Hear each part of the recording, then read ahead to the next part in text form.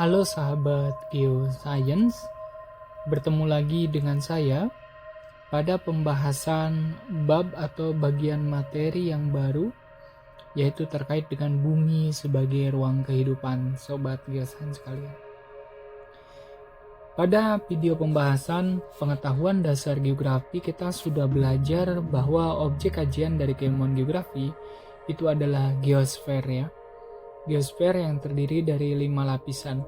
Nah, sebelum kita bicara lebih lanjut mempelajari setiap lapisan di dalam geosfer, alangkah lebih menarik kita belajar mengenai bagaimana bumi itu tercipta ya, bagaimana bumi, tata surya, dan juga semesta ini merupakan suatu kesatuan gitu ya, jagat raya atau universe gitu. Pada video pembahasan yang pertama, ini akan coba membahas terkait dengan teori-teori pembentukan jagat raya ya, atau teori pembentukan universe, sehingga nanti terbentuklah planet bumi, di mana planet bumi itu juga masih dipengaruhi oleh kondisi ruang angkasa ya, kondisi fenomena langit di luar lapisan atmosfer, Sobat Geoscience sekalian. Baik, langsung saja kita lanjutkan. Berikutnya. Nah, baik, yang pertama itu adalah teori Big Bang atau ledakan besar ya. Teori Big Bang ini merupakan teori pembentukan alam semesta atau universe. Jadi Sobat Geoscience sekalian, ada yang disebut dengan universe atau alam semesta, ada yang disebut dengan solar system atau tata surya, ada yang disebut dengan planet bumi. Nah, teori pembentukan jagat raya atau universe itu berbeda dengan teori pembentukan tata surya. Berbeda juga dengan teori pembentukan planet bumi yang nanti ada geosfer di situ ya. Nah, sekarang kita bahas dari cakupan yang paling besar dulu, Sobat Geoscience sekalian. Cakupan yang paling besar itu adalah teori pembentukan jagat raya ya, atau kita sebut dengan universe. Jadi menurut teori ini bahwa awal mulanya dikemukakan oleh George Lemaitre ya. Ini adalah ilmuwan yang mengemukakan terkait dengan teori Big Bang atau ledakan besar. Ini sudah diteliti dan waktu itu juga sempat masuk media ya, sekitar tahun 2000 berapa saya lupa. Tapi sempat mendapatkan hadiah Nobel atas penemuan dari radiasi sisa ledakan atom yang dimaksud dengan Big Bang. Jadi penelitian sudah mengirimkan sejenis teknologi ke ruang angkasa. Di teknologi itu ternyata ditemukan sisa-sisa radiasi dari ledakan atom ya, atau yang kita sebut dengan Big Bang. Jadi ada di luar angkasa itu ada bukti radiasinya. Nah, yang perlu kita pahami bahwa proses penciptaan alam semesta, jagat raya, dan tata surya ini adalah manusia mencoba mendekati kebenaran ya. Karena kebenaran itu hanya milik Tuhan ya, milik Allah Subhanahu wa taala. Sehingga kita sebagai manusia hanya mencoba mencari tahu untuk mendekati kebenaran tersebut gitu. Jadi teori yang paling update gitu ya, yang berdasarkan hasil riset ilmiah itu adalah teori Big Bang gitu ya. Walaupun mungkin nanti kedepannya ada teori yang lebih update lagi ya, itu adalah upaya manusia untuk mendekati kebenaran gitu ya, mencari tahu kebenaran, Sobat Geoscience sekalian. Nah, balik lagi ke sini. Jadi alam semesta ini menurut George Lemaitre, teori Big Bang itu dulu adalah sesuatu yang kosong. Kemudian sesuatu yang kosong itu muncullah sebuah ledakan atom ya. Ini di proses nomor 1. Ledakan atom ini kita sebut dengan Big Bang gitu kan. Gitu, Big Bang atau ledakan besar gitu. Nah, setelah terjadi Big Bang, maka partikel-partikel yang hasil ledakan itu berhamburan ke seluruh angkasa ya, ke penjuru angkasa seluruh atau sebagian luar angkasa. Kemudian partikel-partikel itulah yang menjadi unsur-unsur kimia ya, yang mulai membentuk benda-benda langit gitu ya. benda-benda di angkasa.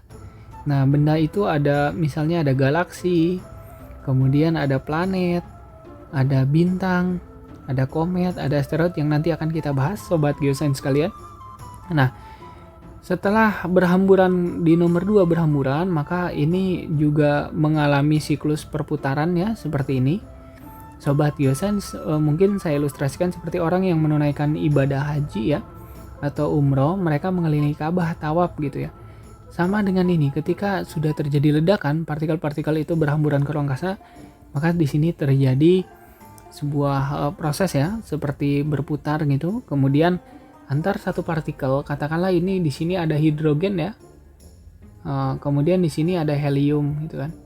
Nah, hidrogen dan helium ini bertemu sehingga membentuklah bintang gitu. Kemudian di sini misalnya bertemu lagi yang kita sebut dengan proto atau planetesimal gitu ya, partikel khusus yang membentuk planet gitu. Nah, seperti itu teori dari Big Bang ini, sobat geosains sekalian. Nah, teori ini menguatkan bahwa alam semesta atau universe ini tidak terjadi secara kebetulan. Bukan sebuah relativitas ya. Jadi tidak terjadi, bukan sebuah relativitas gitu ya. Tetapi ini adalah sebuah penciptaan, gitu kan. Penciptaan oleh Tuhan yang Maha Esa, gitu kan. Allah Subhanahu wa taala menciptakan universe atau alam semesta ini melalui mendekati kebenaran, atau misalnya melalui Big Bang ya, menurut teori ini, gitu kan. Nah,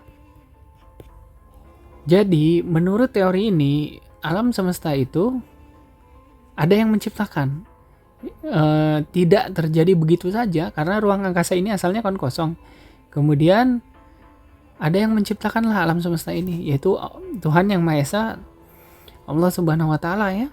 Gitu ya. Jadi ini memperkuat teori-teori spiritual atau teori-teori ketuhanan gitu ya. Sehingga ini bisa diterima secara logika, bisa diterima secara hati, akal sehat, ini juga bisa diterima sobat geosains sekalian. Nah, itu adalah teori Big Bang ya. Walaupun mungkin teori-teori yang lain banyak, tapi ini yang paling mendekati kebenaran menurut pemikiran saya. Salah satunya itu adalah teori Big Bang gitu. Nah, ini adalah ilustrasi teori Big Bang sobat geosains sekalian, video ilustrasi yang pertama ya. Jadi semuanya ini terjadi karena adanya sebuah ledakan besar gitu yang kita sebut dengan Big Bang di alam semesta ini. Terjadi di luar angkasa yang kemudian partikel-partikelnya itu berhamburan di ruang angkasa gitu. Kemudian setelah berhamburan ke luar angkasa, kita lihat video ilustrasi berikutnya. Partikel-partikelnya itu seperti ini gitu ya, terkumpul di ruang angkasa, tersebar di sebagian ruang angkasa sobat geosains sekalian. Nah, kemudian setelah itu dia berputar gitu kan, seperti tadi ilustrasinya orang-orang yang sedang menunaikan ibadah haji atau umroh, tawaf mengelilingi Ka'bah gitu ya. Jadi partikel-partikel ini berputar, saling mendekat satu sama lain gitu ya, sehingga terjadi reaksi kimia dan terbentuklah benda-benda yang ada di universe atau jagat raya. Kemudian ini ilustrasinya. Tadi saya ilustrasikan ya, misalnya yang merah ini adalah hidrogen, gitu kan. Yang biru itu adalah helium, gitu kan. Jadi hidrogen dan helium ini misalnya bertemu, ini akan menghasilkan reaksi nuklir ya, yang kita sebut dengan benda langit atau disebut dengan bintang ya. Ya, hidrogen dan helium. Jadi kalau ini ketemu, hidrogen dan helium ini ketemu, nah, ini membentuk gitu kan. Atau misalnya hidrogen ketemu O2 ya, sehingga menjadi H2O gitu ya. H2O dalam bentuk beku.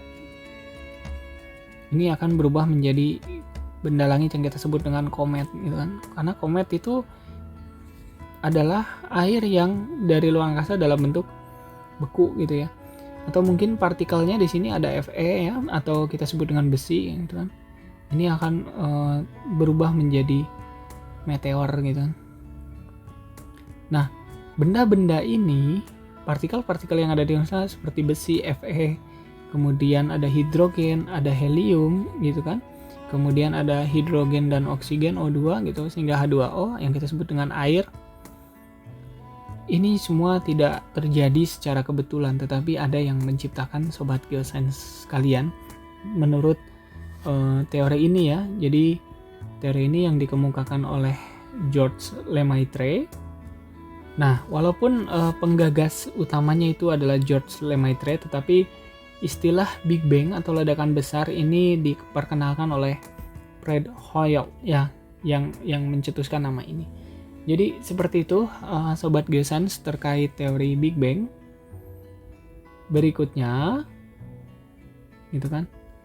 Oke, ini masih ilustrasi dari teori Big Bang yang tadi ya. Jadi partikel-partikel ini saling menyatu menjadi benda-benda yang ada di universe atau alam semesta. Seperti ini sobat geosains sekalian gitu ya. Ini mungkin terbentuk galaksi gitu ya. Jadi selain alam semesta ini berputar pada pusatnya, misalnya ini pusat alam semesta ya, universe. Nah, di sini misalnya atau di bagian sini ini terjadi putaran juga gitu kan. Nah, ini biasanya membentuk siklus lain yang kita sebut dengan galaksi gitu kan. Jadi galaksi itu adalah kalau universe ini kan pusat universe ya, semua mengitari pusatnya gitu kan. Tapi galaksi ini adalah bagian dari universe, bagian kecil seperti ini gitu kan misalnya. Ini juga berputar gitu. Nah, di dalam galaksi ini ada yang kita sebut dengan sistem bintang. Jadi galaksi kita namanya adalah galaksi Bima Sakti ya. Nah, galaksi Bima Sakti ini jarak yang paling dekat dari Bima Sakti itu adalah galaksi Andromeda ya. Nah, galaksi Andromeda itu, nah di dalam galaksi Bima Sakti yang ada putaran-putaran itu terdapat beberapa solar system atau sistem bintang gitu. Nah, solar system ini kita sebut dengan tata surya. Tata surya itu terdiri dari satu matahari, kemudian ada 8 planet gitu. Dalam galaksi Bima Sakti ini banyak solar system ya. Jadi tidak hanya solar system kita. Jadi universe itu terdiri dari galaksi gitu kan, kalau saya ilustrasikan. Universe gitu ya, atau alam semesta ini terdiri dari kumpulan galaksi. Nah, galaksi ini terdiri dari kumpulan solar system. Nah, di dalam solar system itu biasanya ada matahari, kemudian dikelilingi oleh planet-planet. Ada mungkin yang bintangnya 1, planetnya cuma 2 gitu kan. Nah, sebelah sini misalnya ada bintang 1, planetnya 8 gitu. Gitu kan. Nah, kumpulan dari solar system ini mengitari pusatnya. Inilah yang kita sebut dengan galaksi. Kumpulan daripada galaksi-galaksi yang mengitari pusat alam semesta ini kita sebut dengan universe atau alam semesta, sobat geosains sekalian. Mudah-mudahan penjelasan saya bisa dipahami ya. Seperti itu ya. Nanti kita lihat seberapa atau bagaimana luasnya universe atau alam semesta ini, sobat geosains sekalian. Baik, berikutnya teori terkait dengan pembentukan alam semesta atau universe itu adalah teori mengembang. Nah, teori mengembang ini artinya alam semesta itu terus mengalami pengembangan ya, sobat geosains sekalian. Jadi dia tidak statis, tetapi dia dinamis. Jadi ilustrasinya adalah misalnya ini alam semesta ya, saya gambar di sini. Ini alam semesta ketika setelah terjadi Big Bang dia kan berputar terus. Nah, dia berputar terhadap pusat universe-nya. Ini pusatnya. Nah, ini benda-benda langitnya itu terus mengembang ke semua arah gitu kan. Ini mengembang ke semua arah gitu. Sehingga seperti merekah ya, benda-benda yang ada di universe ini selain dia berputar mengelilingi pusat alam semesta atau pusat universe ini sambil mengembang seperti ini sobat geosains sekalian. Gitu. Nah, dengan waktu tertentu ya. Kita tidak bicara detail terkait dengan astronomi, tetapi ini gambaran saja yang nanti akan mempengaruhi kehidupan atau yang akan mempengaruhi kondisi geosfer sobat geosains sekalian. Dia akan mengembang menjauhi pusat dari universe, tetapi dia tetap dalam putarannya gitu kan. Dia tetap berputar sambil dia mengembang. Nah, teori ini dikemukakan oleh Edwin Hubble ya. Dia terkenal dengan teleskop Hubble-nya gitu ya, untuk mengamati benda-benda langit yang ada di luar atmosfer bumi, termasuk bintang. Jadi teorinya itu didasarkan pada spektrum cahaya bintang sobat geosains sekalian. Jadi Edwin Hubble ketika malam hari dia melihat bintang misalnya, warnanya itu sekian gitu ya. Jadi dia mengamati bintang nih dari bumi ya. Dia mengamati bintang dari bumi dengan teleskop Hubble.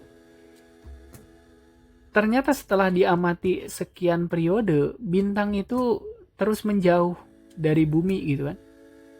Nah, terus menjauhi bumi gitu. Nah, dari mana dia tahu bintang ini menjauhi bumi? Itu dia ukur dari spektrum warna, sobat geosains sekalian, seperti ini. Ya. Bisa dilihat ya. Semakin rapat spektrumnya itu mendekati warna magenta atau ungu gitu kan. Semakin dekat gelombang cahaya atau gelombang spektrum cahayanya itu menjadi merah.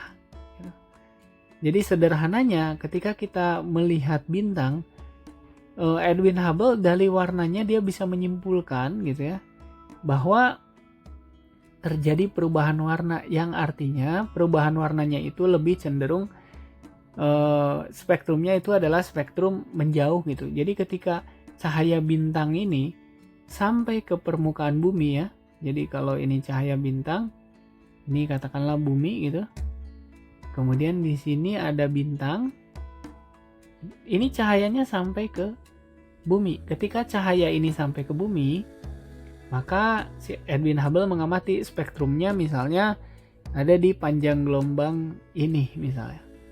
Nah, setelah sebulan kemudian dia adanya di sini posisinya, tapi cahayanya tetap sampai ke bumi. Tetapi dari sini bisa kelihatan ya perbedaan spektrum cahayanya gitu, panjang gelombang cahayanya. Yang ini dibahas dalam keilmuan fisika ya. Sehingga dia berkesimpulan bahwa ini menjauhi terus merekah gitu ya alam semesta ini, jadi tidak statis tetapi dinamis gitu. Nah, ini ada gambaran warna suhu terkait dengan jarak bintang terhadap permukaan terhadap bumi gitu ya. Jadi warna bintang dan bumi ini ada suhunya sobat geosains sekalian. Bisa dilihat ya. Kalau misalnya bintang itu semakin panas maka warnanya semakin biru gitu ya. Jadi bisa dikatakan ketika bintang ini menjauh, spektrumnya mulai mendekati merah gitu kan ini. Sehingga ini teori ini muncul gitu ya, teori pengembang atau yang disebut dengan atau yang dikemukakan oleh Edwin Hubble gitu ya. Jadi warnanya semakin lama semakin menjauh. Nah, ini ada beberapa warna yang berasal dari bintang ya, yang saya ambil dari ilustrasi di internet. Itu adalah bintang, salah satunya bintang Sirius gitu, warnanya seperti ini, spektrumnya berarti di sini. Suhunya adalah di sini, daerah sini ya, nomor 1 atau nomor 2. Kemudian ini nih ada bintang yang beda lain ya, Betelgeuse, ini spektrumnya mungkin di sekitar sini ya, dan suhunya di sini sobat geosains sekalian. Jadi seperti itu munculnya teori. Jadi ini penyempurnaan dari teori Big Bang sebetulnya. Jadi ketika alam semesta ini meledak, mengembang kemana-mana partikelnya, partikel itu terus berkembang gitu sobat geosains sekalian. Nah, oke, boleh sobat geosains perhatikan di sini. Ini ilustrasi setelah teori Big Bang ya. Ada 2 gambar yang saya ambil dari internet untuk mengilustrasikan gambaran dari teori mengembang dan teori Big Bang. Jadi ketika alam semesta di sini, gambar pertama misalnya yang ini, alam semesta itu meledak ya, dia akan partikel-partikel itu kan mengitari ini ya, mengitari pusat universe gitu kan, pusat alam semesta. Kemudian dalam periode waktu tertentu maka ini terus mengembang seperti ini sobat geosains sekalian, gitu kan. Jadi bentuknya adalah seperti ini alam semesta. Ini dilihat dari samping ya. Ini pusat universe gitu kan. Jadi kalau saya ilustrasikan di sini, misalnya kurang lebih gambarnya seperti ini. Jadi ini asalnya materi atom ya, Big Bang, terjadi ledakan, kemudian terbentuklah universe gitu kan. Nah ini terus mengembang gitu kan, sehingga nanti bentuknya jadi seperti ini. Nah ini benda-benda langitnya berputar ke sini, sobat geosains sekalian, gitu kan. Jadi mengembang, jadi bentuknya kurang lebih seperti trompet ya. Dari beberapa referensi ada yang menyatakan juga bentuk universe mengembangnya itu seperti trompet atau seperti ini gitu ya. Nah ini luar biasa sekali ciptaan Tuhan Yang Maha Esa, Allah Subhanahu Wa Taala gitu kan. Apakah kadang ada teori atau anggapan bahwa trompet sasakala itu alam semesta ini juga trompet sasakala ya. Bentuknya katanya seperti ini gitu, tapi wallahu alam, hanya Tuhan, hanya Allah yang tahu. Jadi ketika hari kiamat hancurnya alam semesta itu mungkin oleh malaikat dihancurkannya seperti itu mungkin. Itu hanya gambaran saja, ilustrasi ya. Itu sebagai asumsi saja gitu dari kacamata ilmu pengetahuan sobat geosains sekalian. Itu ilustrasi bentuknya ya. Nah, ini adalah ilustrasi gambar ya. Ini sobat geosains bisa lihat. Jadi kalau misalnya ini adalah pusat semesta, yang di tengah ini, di video ini pusat semesta ya. Setelah terjadi Big Bang, itu partikel-partikelnya berputar seperti ini gitu. Nah, sehingga lama-kelamaan kalau dilihat dari sudut pandangnya, ini menjadi mengembang gitu kan. Nah, ini merupakan penyempurnaan atau jadi berkorelasi antara teori Big Bang dengan teori mengembang sobat geosains sekalian. Seperti itu ya ilustrasinya, mudah-mudahan yang saya sampaikan bisa dipahami. Berikutnya ini adalah masih ilustrasi yang teori mengembang ya, di mana pusat alam semesta atau pusat universe ini pusatnya, kemudian pusatnya itu berputar seperti ini kurang lebih ya gitu. Berputar tapi ini mengembang gitu kan, kemana-mana. Berikutnya, nah ini ada sedikit teori yang juga saya bahas, itu adalah steady state teori atau teori keadaan tetap. Ini sedikit bertentangan dengan teori fisika ya, karena menurut teori ini yang dikemukakan oleh Fred Hoyle gitu kan, bahwa ketika terjadi Big Bang gitu kan, ini terjadi Big Bang ya sobat geosains sekalian, kemudian partikel-partikel itu kan mengembang gitu, akhirnya terbentuklah universe di sini ya, gambaran partikel-partikel universe. Nah ketika dia mengembang, saya gambar ulang ya supaya lebih jelas. Ini ketika dia mengembang gitu kan, ini universe ya, yang Big Bang. Setelah Big Bang dia mengembang ke sini, kemudian berikutnya itu dia akan mengembang lagi kan ke sini gitu. Nah posisi garis awal yang ini akan muncul materi yang baru gitu ya. Jadi kalau misalnya di sini katakanlah hidrogen ya, hidrogen itu kemudian dia mengembangkan posisinya jadi ada di sini, maka di sini akan muncul hidrogen yang baru gitu ya.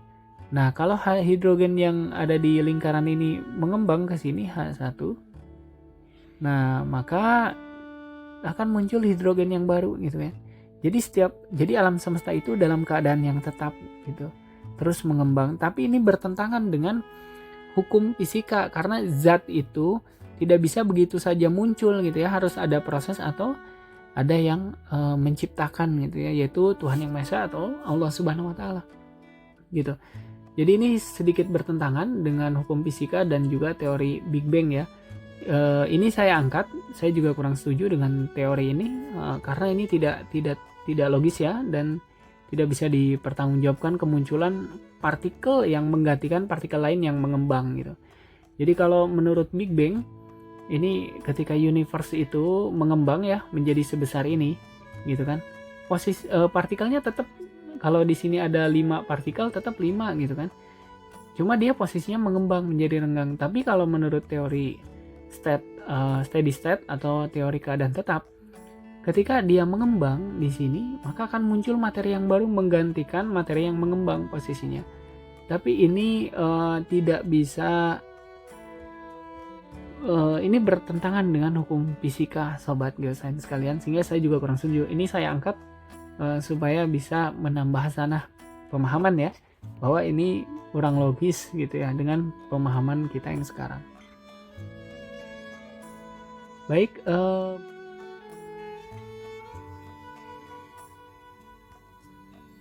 nah berikutnya ini terkait dengan benda-benda yang ada di jagat raya atau universe sobat geosains kalian, karena nanti akan ada istilah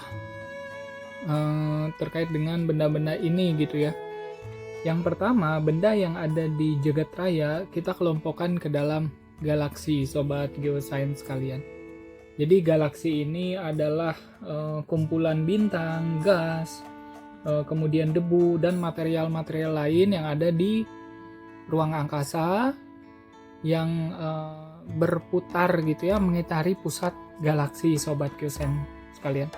Jadi di dalam jagat raya atau universe ini ada banyak sekali galaksi ya.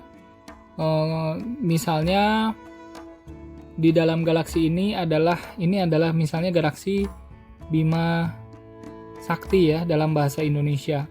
Dalam istilah internasional ini dikenal sebagai galaksi Milky Way. Gitu. Nah, di dalam galaksi Milky Way ini terdapat banyak tata surya ya. Tata surya nanti akan saya bahas.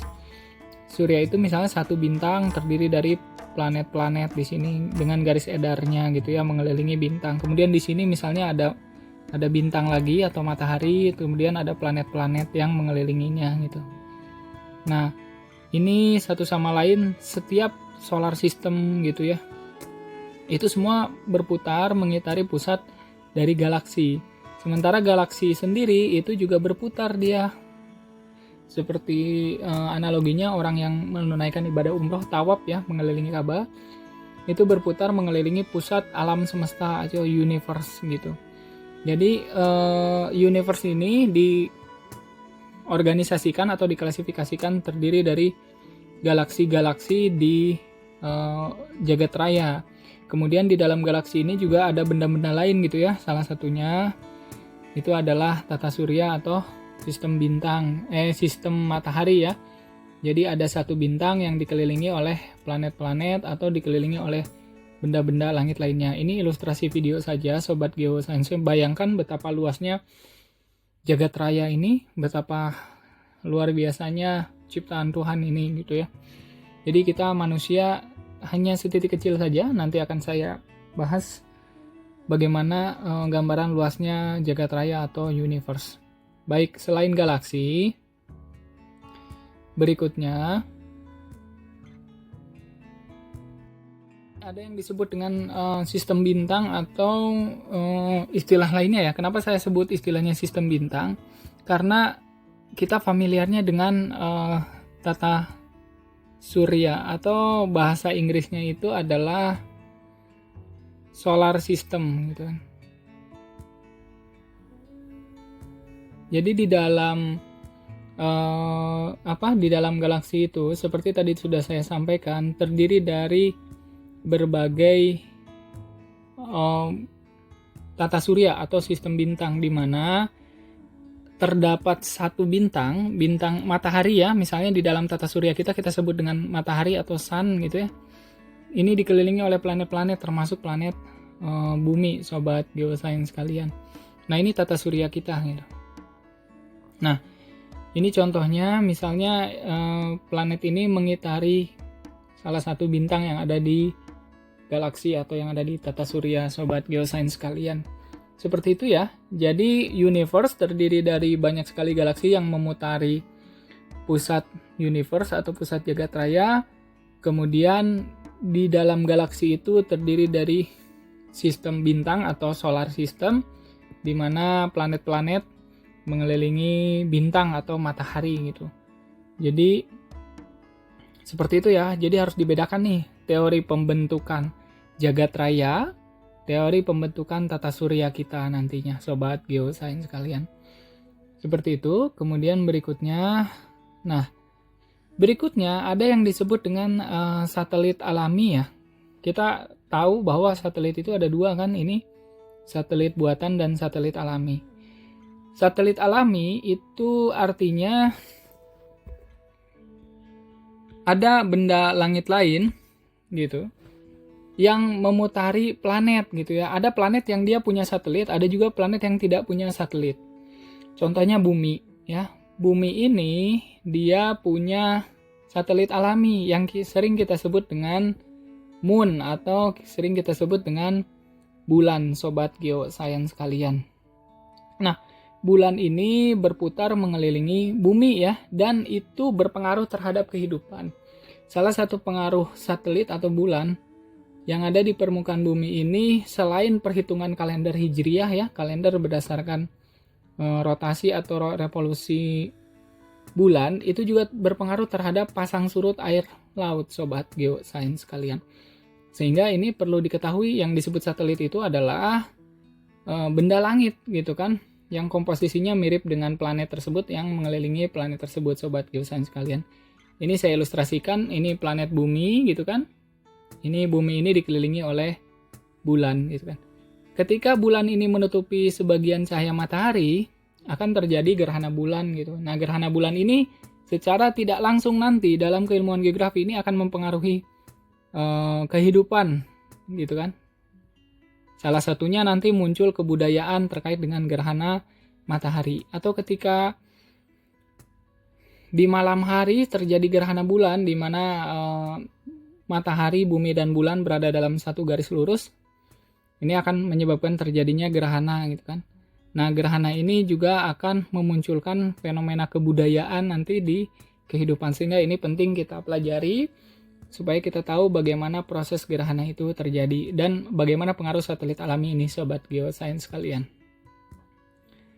Nah, berikutnya ini saya contohkan juga dengan planet Jupiter ya. Satelit dari planet Jupiter. Jadi planet Jupiter ini dia juga punya satelit alami gitu kan. Bahkan planet Jupiter ini memiliki 4 satelit. Kalau kita hanya punya satu ya, di planet bumi itu hanya ada bulan. Tapi di Jupiter ini para ilmuwan menamakan satelit yang mengitari planet Jupiter ini ada Io, kemudian ada Europe, ada Ganymede, dan Callisto gitu ya. Dimana mungkin ini kita tidak kaji lebih jauh ya, tapi pasti ada pengaruhnya terhadap kondisi dari planet Jupiter itu sendiri, sobat geosains sekalian.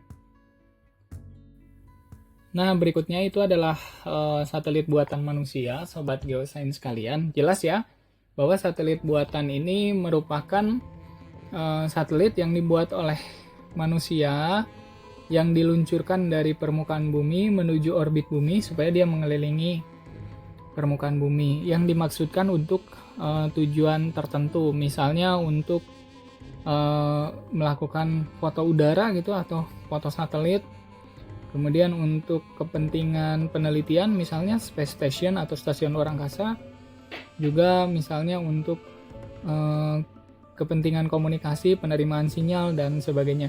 Bahkan kita sekarang mengenal istilah yang namanya TV satelit ya. Jadi pantulan gelombangnya itu juga mungkin dia memerlukan bantuan dari satelit buatan, sobat geosains sekalian. Jadi ini ada benda langit seperti ini ya, dan ini ukurannya sangat kecil ya dibandingkan dengan satelit alami seperti bulan atau satelit-satelit milik Jupiter ya, yang mengelilingi planet Jupiter, sobat geosains sekalian. Jadi ketika saya bilang satelit itu perlu dipahami juga. Berikutnya ada yang disebut dengan satelit alami, ada juga satelit buatan, sobat geosains sekalian. Baik, berikutnya. Nah, berikutnya itu adalah bintang, sobat geosains sekalian. Nah, bintang sendiri adalah salah satu benda langit yang memancarkan cahaya ya. Umumnya komposisi yang dimiliki oleh bintang ini terdiri atas hidrogen dan helium itu ya. Jadi hidrogen dan helium itu merupakan komposisi dari penyusun bintang, sehingga dia menghasilkan reaksi nuklir gitu kan. Nah, jadi hidrogen dan helium ini bersatu ya, atau mengeluarkan reaksi kimia yang baru, sehingga muncullah reaksi nuklir dan energi, sehingga bintang ini mengeluarkan cahaya dan panas, gelombang panas sobat geosains sekalian.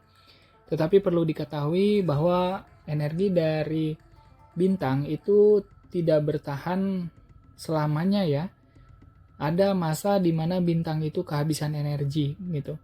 Nah, setiap bintang itu memiliki hidrogen dan helium yang berbeda-beda, sehingga usia atau reaksi nuklir yang dikeluarkan dari bintang tersebut itu juga sangat tergantung pada reaksi hidrogen dan helium pada saat bintang tersebut terbentuk.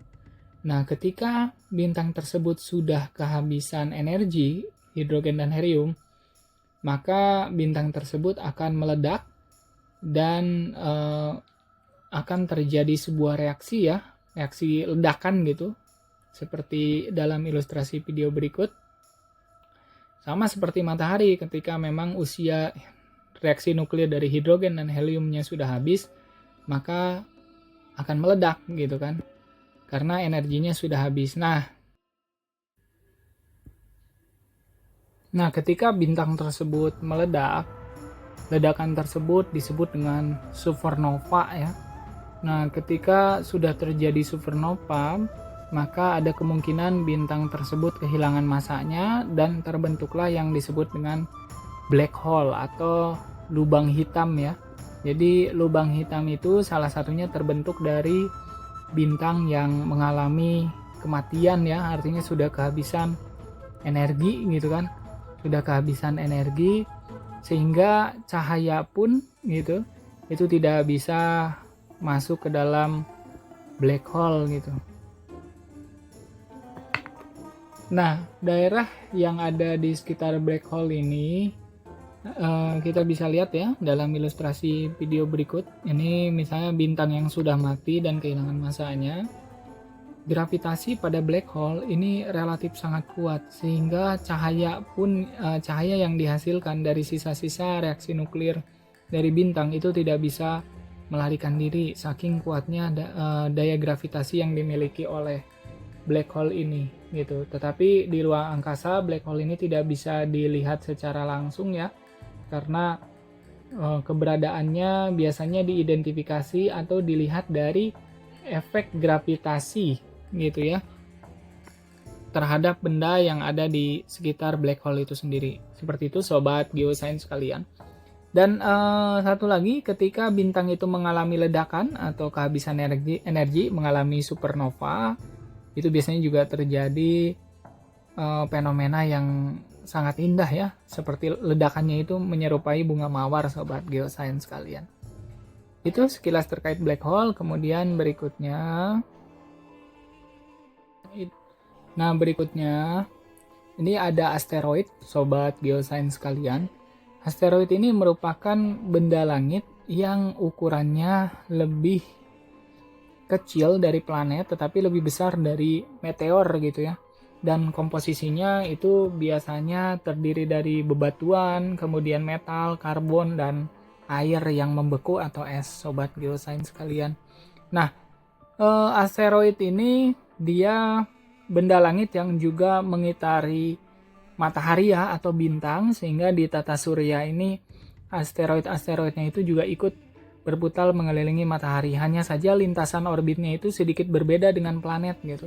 Kalau planet itu dia memiliki orbit sendiri gitu dan relatif teratur gitu ya, tetapi asteroid ini walaupun dia mengelilingi matahari tetapi orbitnya kadang tidak jelas sobat geosains sekalian.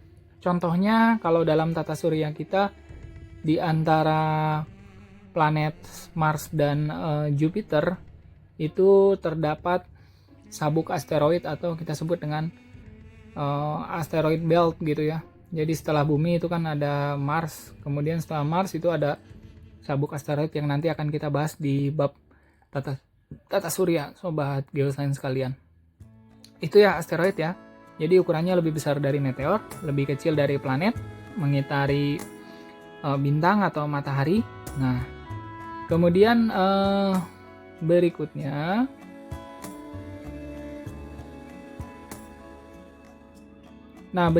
itu adalah meteor, sobat geosains kalian. Meteor ini seperti tadi sudah disampaikan, ukurannya lebih kecil dari asteroid ya. Jadi meteor ini umumnya komposisinya itu terdiri dari Fe gitu ya, Fe atau C gitu kan. Kadang juga dia komposisinya itu adalah nikel gitu. Nah, sehingga ada asumsi bahwa benda langit yang besi yang ada di bumi itu berasal dari meteor yang dulu jatuh di permukaan bumi gitu ya. Jadi ketika bumi ini terbentuk, bumi ini dihantam oleh banyak meteor dan maka bumi memiliki besi dan nikel di situ gitu kan. Nah, meteor itu sendiri kadang dia masuk ke dalam atmosfer dari bumi ya. Jadi planet bumi itu kadang kedatangan meteor dari ruang angkasa, tetapi dia karena ukurannya relatif kecil gitu ya, sehingga dia akan terbakar di lapisan eksosfer di sini. Jadi bumi itu kan punya 7 lapisan yang nanti akan kita bahas di bab atmosfer. Nah, salah satu lapisan dari lapisan bumi itu adalah lapisan eksosfer. Dan ketika meteor memasuki bumi, meteor itu akan terbakar, sobat geosains kalian. Kemudian nanti sisa dari kehancuran meteor itu kita sebut dengan meteorit gitu ya. Jadi meteorit ini adalah sisa-sisa meteor yang terbakar di atmosfer dan jatuh di permukaan bumi gitu. Nah, seperti itu yang kita sebut dengan meteor. Juga ada istilah meteorit, sobat geosains kalian. Berikutnya itu adalah komet ya. Nah, ini komet, sobat geosains kalian. Komet ini juga berbeda dengan asteroid dan meteor gitu ya. Umumnya komet ini adalah benda langit yang terbuat dari air yang membeku, batu dan debu gitu ya. Dan dia mengorbit kepada matahari. Tetapi komposisi dominan yang ada di dalam komet itu adalah air yang membeku ya, atau es.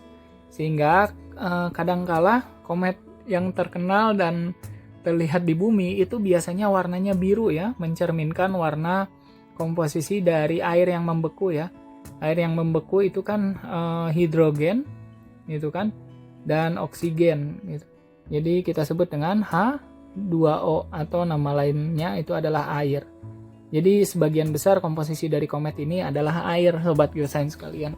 Sehingga ketika dia mengorbit matahari, katakanlah ini adalah ilustrasinya di sini adalah matahari ya. Nah, ketika dia mengelilingi matahari, maka dia akan ciri khasnya itu dia akan mengeluarkan ekor gitu ya. Karena komposisi air atau H2O yang mengarah itu dia akan mengalami penguapan. Nah, kenapa bisa terjadi penguapan? Karena komposisinya adalah H2O dan ketika dia mendekati atau mengorbit ke matahari gitu ya, sama dengan planet-planet lain, itu dia akan mengeluarkan ekor seperti ini. Ini uap air gitu.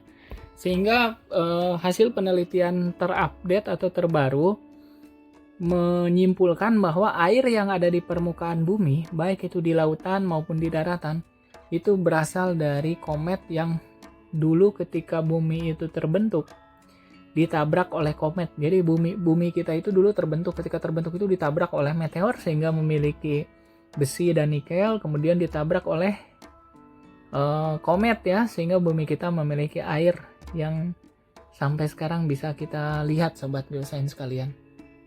Nah, Sekali lagi, ini adalah sains atau ilmu pengetahuan ya, yang mencari sudut pandang ilmiah gitu ya, mendekati kebenaran, bahwa kita ketahui bahwa kebenaran itu hanya milik Tuhan, milik Allah Subhanahu wa taala.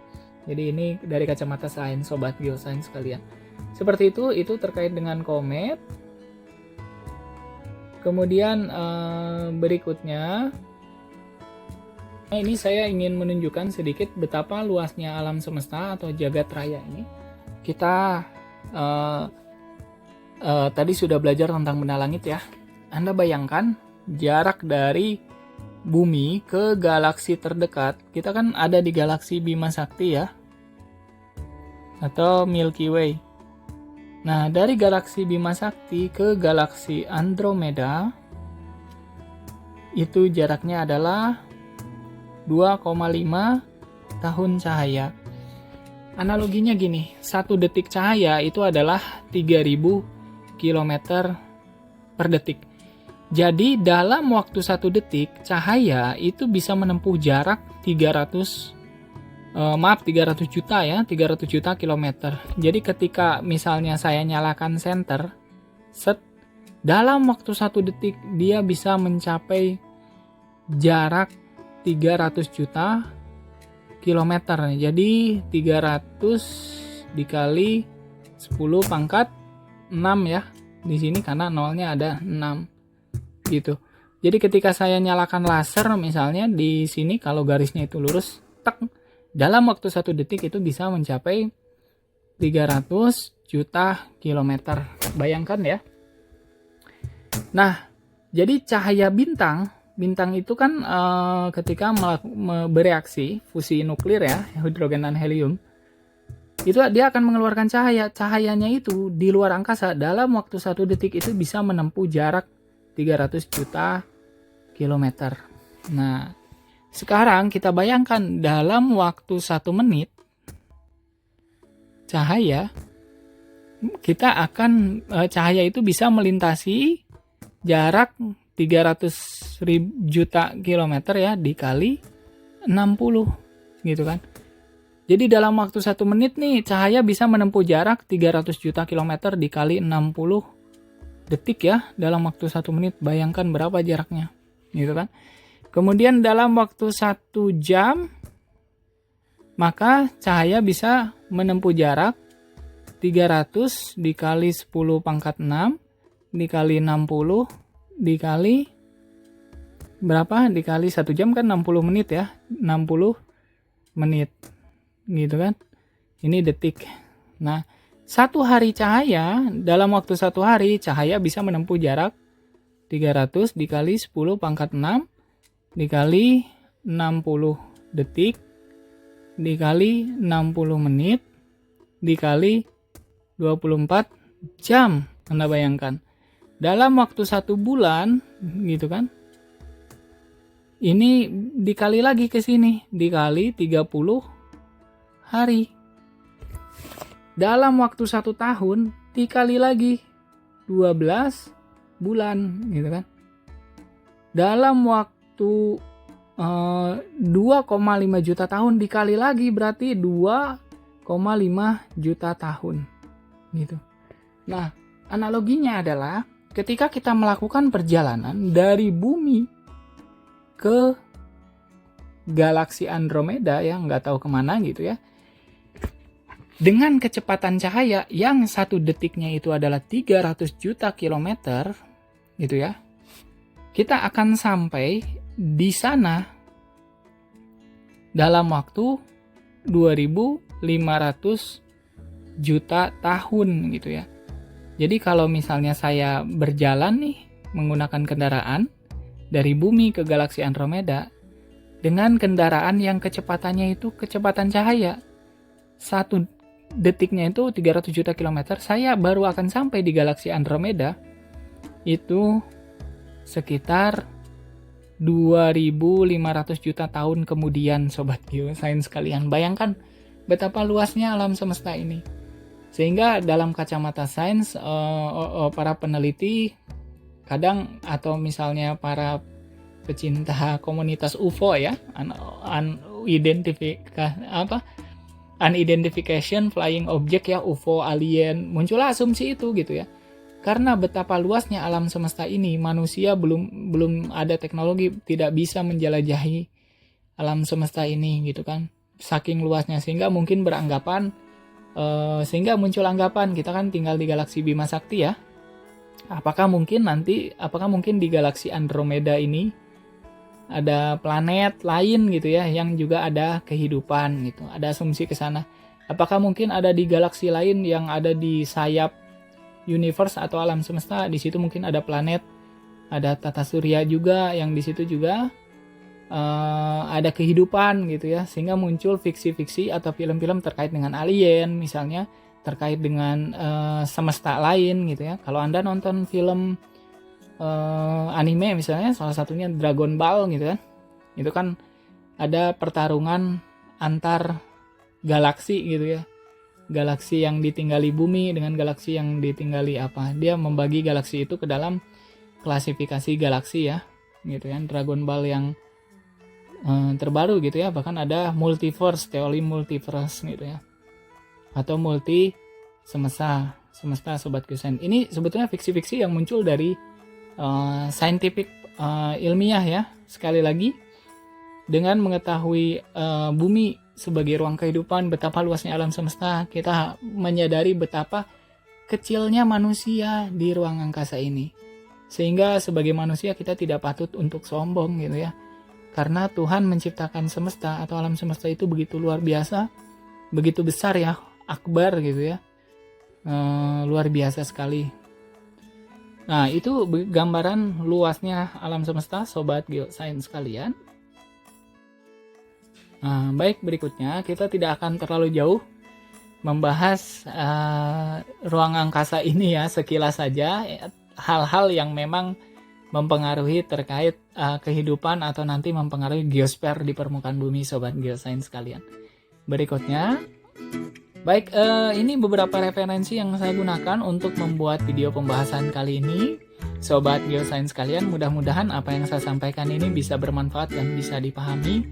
Silakan tinggalkan komentar jika memang ada pertanyaan yang belum bisa dipahami. Insya Allah nanti jika ada waktu, mungkin saya akan menjawab komentar sahabat Geosains sekalian. Itu saja yang bisa saya sampaikan. Kemudian jangan lupa subscribe, share gitu ya, jika memang konten ini bisa bermanfaat. Sobat Geosains dimanapun Anda berada, terima kasih sudah menyaksikan video ini.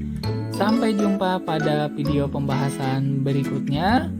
Selamat beraktivitas. Salam geografi.